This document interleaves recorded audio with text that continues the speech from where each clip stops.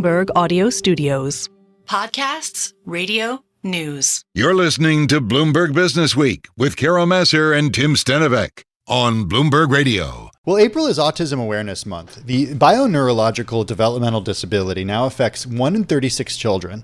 This according to the National Autism Association, which says that even though it's the fastest growing developmental disorder, it's also the most underfunded. Yeah, it's pretty incredible. And we've got a great voice on this, and we're lucky to reach out to him again. Charlie Massimo is a financial advisor at Wealth Enhancement Group who specializes in planning for families affected by autism. He's also the founder of Autism Communities, which provides independent living opportunities for young adults with autism. Charlie joins us from Blue Point, New York. Charlie, good to have you back with us. How are you? It's my pleasure. I always appreciate you bringing me back, especially this month. Yeah, we love it when you join us. Hey, I want to talk a little bit big picture here about what it means to be planning. Everybody is affected by autism. I mean, like I said, 1 in 36 people are affected by this right now. How does it change the financial planning situation for someone? Oh, drastically. I think what you have to understand, I raised 2 boys with autism. And just the other day, I met a client. She's 86, and she's still raising her 67-year-old son with autism. Wow. This is lifelong. Yeah. So for many of us, we have our children. They grow. They take care of themselves. They're out and doing their own thing, earning their own living. Not so when you're raising a child with autism. So not only do you have to figure out how do I care for my child with autism, and that costs, the estimate is about $2.5 million over the life of a child with autism. And how do I then fund my own retirement? So it's a significant challenge for these families. Charlie, one of the things that I appreciate when you come on, and I think our whole audience does, is that you do give some insight into the world of autism and understand it from a level that most do not. Having said that, autism is a spectrum, right? And I do always wonder how many individuals are living with autism that are able to support themselves in some way or live on their own. How many are not? Do we have some understanding of that breakdown? Well, it's a great point, Carol. And the thing about autism, sometimes you don't know what the capabilities of your son or daughter may be till later on. But to put it in somewhat perspective, 68% of the population of autism are unemployed for their entire life. 68%. Wow. So yeah. That's a pretty large number. And some of it is not due to their inability to work. It's just employees don't really understand the value or how to relate to them so they can be a valuable part of their firm or company. But the reality is 68% are not earning any money and rely solely on some governmental supports and whatever the family can supplement those needs with. Well, as you mentioned, Charlie, the costs of caring for a child with autism ranges in the millions of dollars, can reach the millions of dollars over the lifetime of the child. If people don't necessarily have the financial means to do this, what are their options? Yeah, great point. Again, their options are to understand the resources available. Fortunately, through Medicaid, there is a lot of federal funding. It takes some legwork. It takes some research. But there is a lot of money available through Medicaid, through Social Security. So the first thing I ask a family or tell a family, have you researched all the governmental entitlements that are available for your son or daughter? Because your point is well taken. The vast majority of the population can't afford $2.5 million to raise their son or daughter with autism, then figure out how to plan for their own retirement. So it's really, the entitlements are very, very important. In terms of, I'm curious about kind of the working component too, like you said, that there's a lot of folks that maybe there are employers out there that could certainly employ individuals with autism. How do we kind of figure that one out, that component, that piece?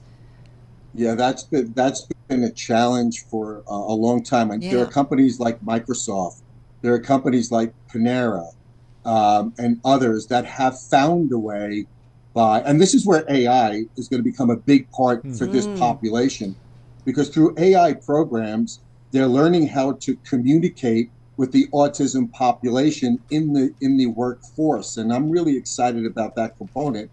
But it takes a lot of time. It takes a lot of training to support these young men and women with autism and how to fit them in. But I will tell you this, you talk to these firms that have employed those on the spectrum, and they all tell you they have a valuable part of the workforce, and they're incredibly productive when they learn how to communicate and learn how to assimilate them into their company. Hey, Charlie, one thing I was really surprised to find when I was doing research for this is that, according to the National Autism Association, it's still significantly underfunded, even though it's increasingly common in this day and age. How do you explain that? Tim, right? If you look at the projections, next year it's projected that autism will cost this country $461 billion. That's about, 2% or so of the GDP. Wow. And you're right. It is probably one of the areas that the government is not looking at. I mean, there's only so many places you can pull from. And now what's happening is they're putting the burden back on the families, and they're saying, hey, we'll give you the dollars, but you need to manage these dollars yourself. And that creates a whole nother challenge in itself. But you're right, the government is not looking at this strong enough. So, Charlie, in your experience, since this started to be part of your life, has awareness increased? Has funding increased? Has a government understanding increased? Or has it gone the other way? No, certainly awareness has increased. When my boys were diagnosed in 2001, I never even heard of autism. But now I can't have a conversation with one person and bring up autism, and they say, oh, I know somebody with autism.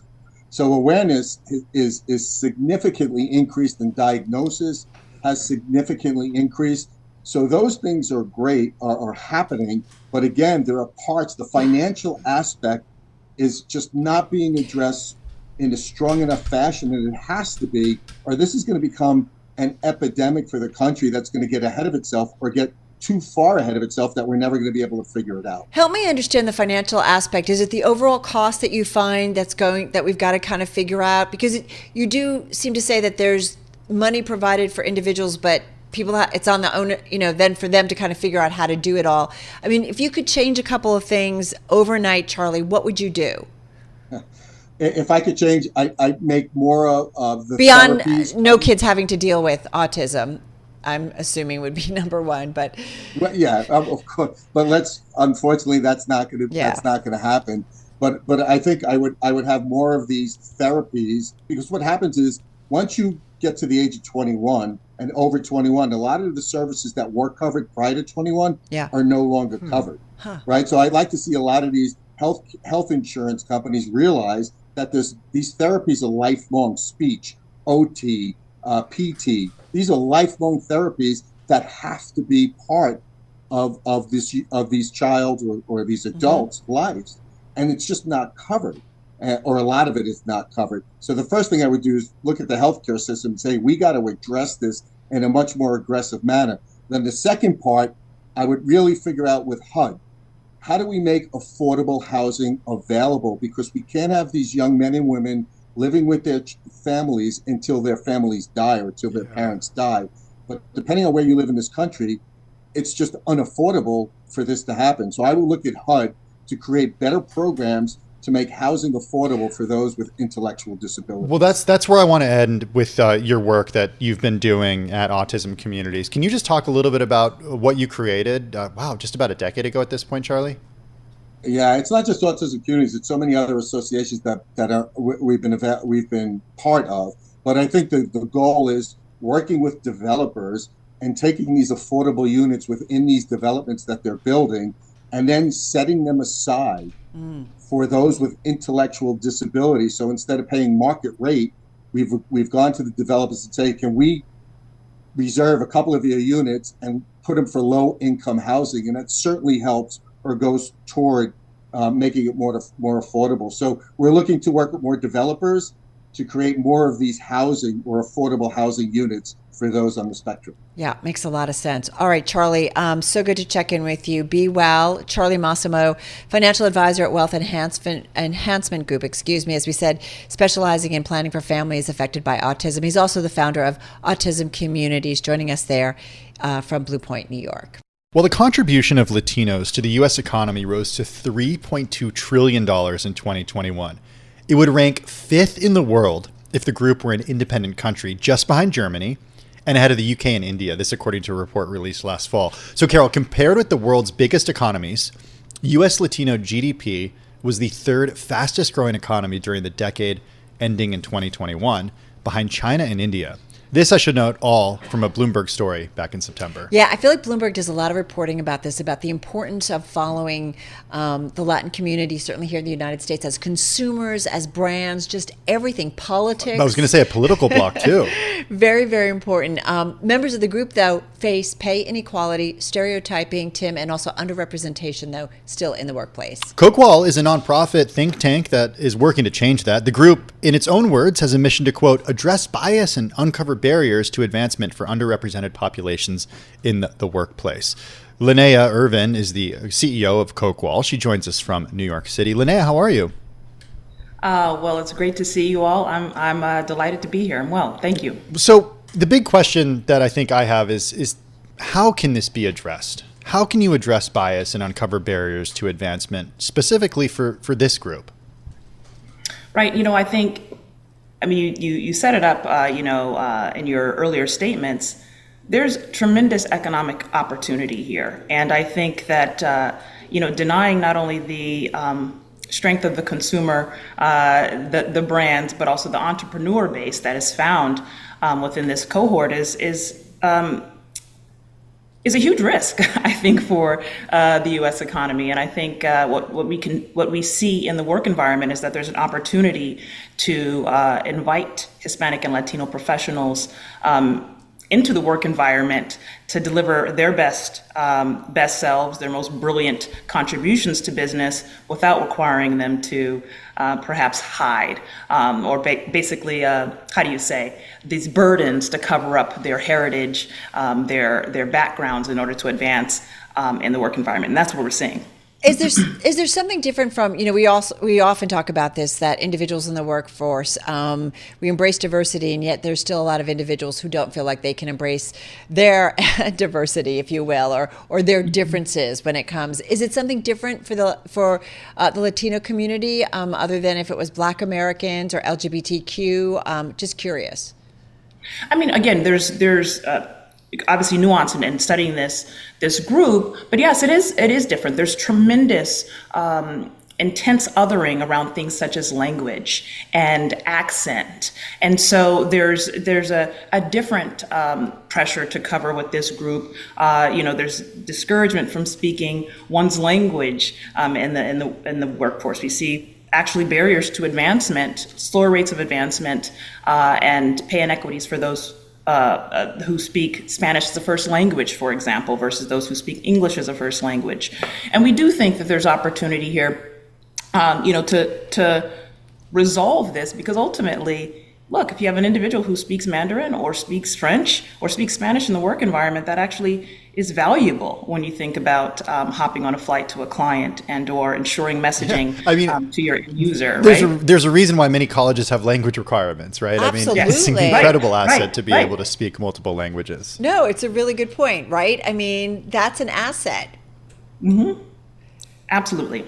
Well, so what do you think the business environment continues to get wrong, or what could they do better specifically in terms of programs or initiatives? Well, one thing I will say before I hop into that, because I think it's really important, Sure. Women are really bearing the brunt here. We find that Hispanic and Latino women, in addition to caregiving burdens and things of that nature, they're twice as likely to feel that the way that they're compensated, right, their pay, does not sufficiently allow them to support their dependents. And we're talking white-collar professionals here, right? This is what we study. They're far more likely to feel career stalled than their male counterparts within the Hispanic and Latino community. Where there is board representation, 5% of corporate boards, Fortune 500, the seats are held by Hispanic and Latino professionals, but only 1% of those are women. And so we're really seeing disparities in this particular study in the data as it relates to Hispanic and Latino women that should not go without being called out. But I would say there are a few things that companies can do very quickly. It's along the engage, invest, and then ultimately disrupt some structural barriers. Engage means invite the employee into the conversation. Far too often we see, and we hear from leaders and professionals, and they say, you know what, leaders just often fail to ask the basics. What are the obstacles you're facing in the workplace, right? And how can I help you to overcome them, right? So in some cases, it makes it a lot easier to get at what the most pressing barriers are by just asking the community. And then from an investment standpoint, we think it's extraordinarily important to not only invest in recruitment, but also development, right? Strengthening your sponsorship offerings, looking at how you can deepen skill sets and on-the-job experiences within your teams so that you can cultivate that pipeline for leadership. And hopefully, we see a pipeline long-term that better reflects the future workforce, because this is nearly 20% of the U.S. population, and we do know, it's inevitable demographically that, this will be a part of our leadership as well. Linnea, I feel like we can't have this conversation right now without talking about the charged political environment that we find ourselves in. And I'm wondering how, right now, that if you found anything in the research that Coqual did in terms of the way that this is now such a charged topic here in the U.S., given that immigration is in focus, given that what's happening at the border is in focus, given that migrants being bussed into different cities around the country is in focus. Talk a little bit about that. Oh, absolutely. It showed up in our data. It showed up in the qualitative, in the stories that so many professionals shared. 1 in 5 of our respondents, so 21% essentially, have had and have on a regular basis colleagues, share kind of negative things about, immigrants and immigration. And again, these things don't typically come up in one's daily workplace, but they're twice as likely to have colleagues, kind of repeat this rhetoric and make comments around undocumented people. And it's a real alienating experience for them, regardless if immigration is a part of their story. In some cases, they're second generation or third generation Hispanic and Latinos. It is something that, especially in election year, it's something that they're acutely aware of, right? Because they know the rhetoric is going to continue to bubble up in the coming quarters. Really appreciate you joining us. That's Linnea Irvin, CEO of Coqual.